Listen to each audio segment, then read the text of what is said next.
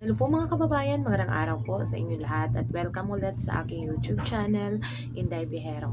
So yung pag-uusapan po pala natin is yung sakit ni Inday Krishna na humantong sa kanyang pagkaka-admit. So na-admit po siya, natulog po siya sa ospital ng dalawang araw, I think dalawang araw, tatlo. Tapos ngayong araw na to, nakalabas na po siya, thanks God, nakalabas na po siya. At sana po ipagdasal natin yung tuluyan niyang paggaling. Kasi ang daming nag-aalala, ang daming nalulungkot sa biglang pagbalik ni Inday Krishna doon sa ospital. Kasi nakikita na naman natin nung mga nakaraang araw, nakaraang simana na okay naman si Inday Krishna, pero minsan nakikita natin na kumikirit pa din yung tiyan niya. So binabaliwala siguro yan ni Inday Krishna kasi nga busy po siya doon sa farmhouse na ginagawa doon sa farm niya.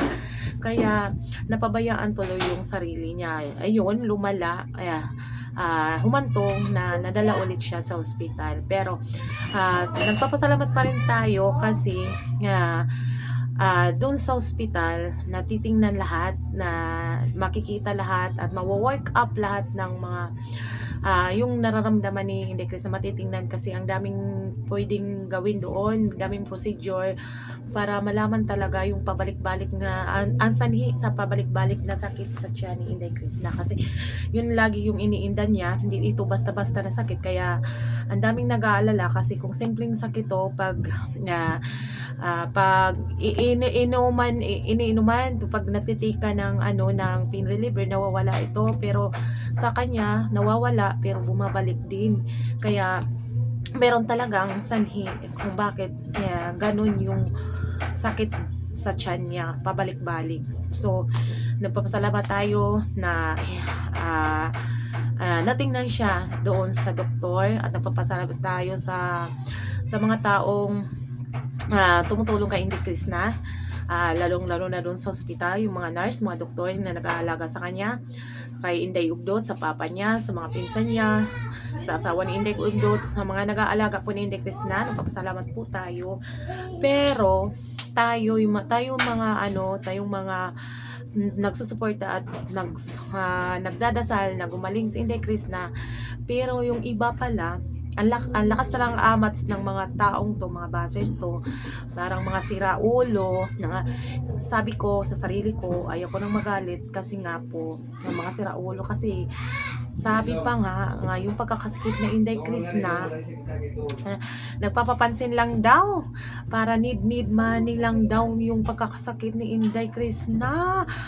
Ang saan mo kaya kukunin yung utak mo, madam, kung sabihin mo kung ganun lang yung mga nangyayari?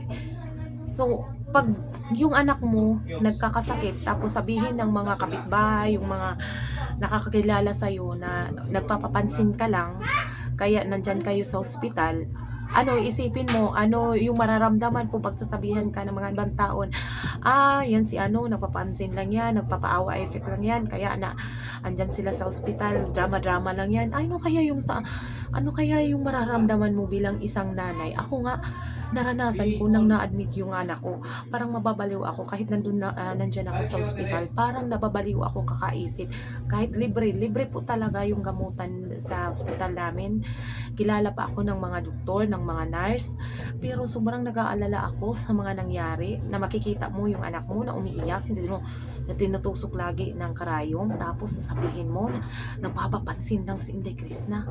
Ilang weeks, ilang days yan iniinda ng bata para lang sa kanyang pamilya na hindi maapektuhan. Tiniis niya yung mga sakit para tuloy-tuloy yung paggawa niya ng mga video. Pero kayong mga taong to na may makikitid ng utak, sasabihin nyo pala, binabaliktad nyo pa yung mga supporters, yung mga alagad ni Inday Krishna is makikitid yung utak.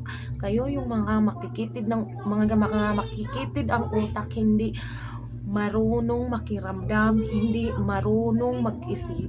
Kayo po yun, hindi kami.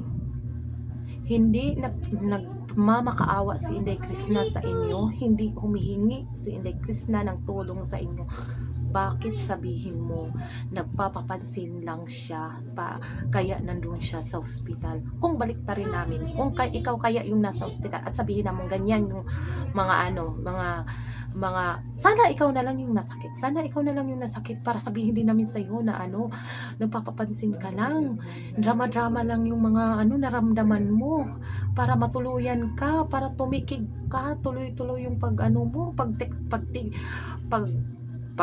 ng katawan mo.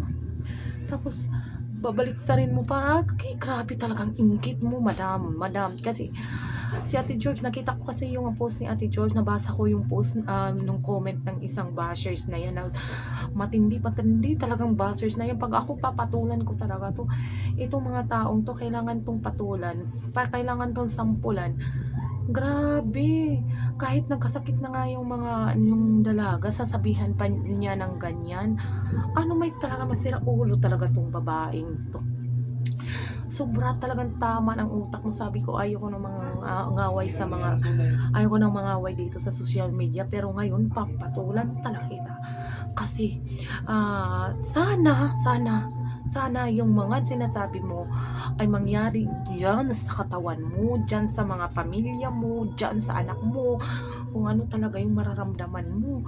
Kasi parang wala kang puso, wala kang awa, sumusubra ka naman, inay. Parang wala kang kapatid, wala kang anak, wala kang magulang.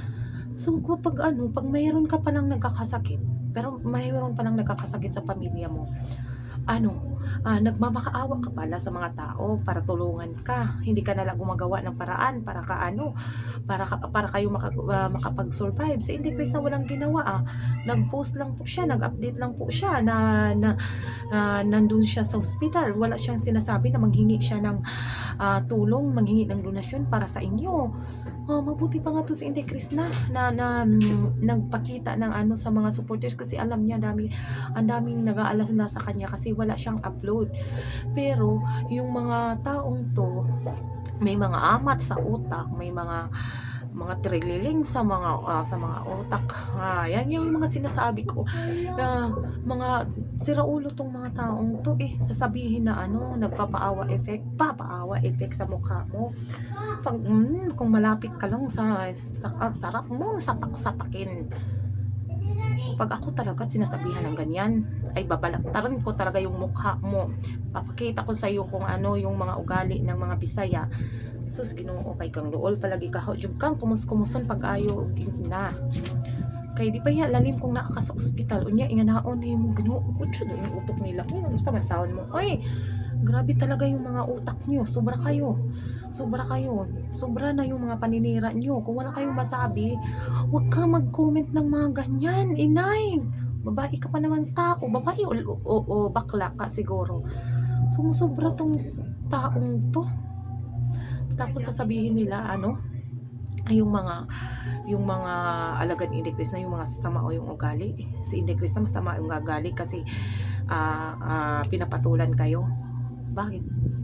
Yung mga ganyan na mga bunganga nyo, hindi ba kayo pwedeng patulan? Papabayaan lang ba kayo na magdaldal ng mga kung ano-ano?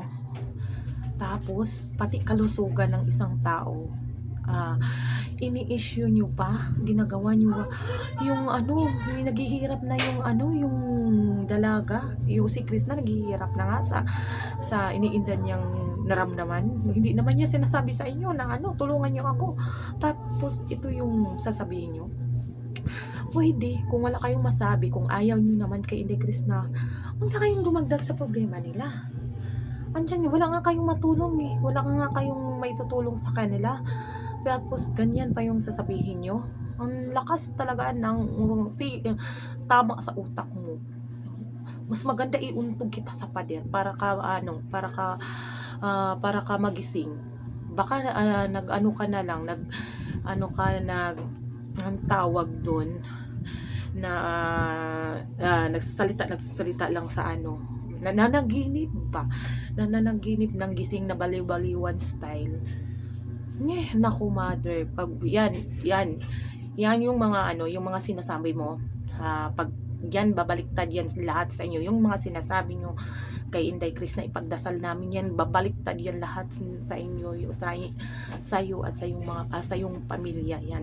Entayin nyo kung sa inyong pamilya yan din ang mangyayari sa inyo, kasi yan din yung ano yan din yung mga sinasabi nyo sa ibang tao. Pag yan may yung mga sinasabi nyo, ay naku, babalik yan, promise, babaliktad yan sa inyo.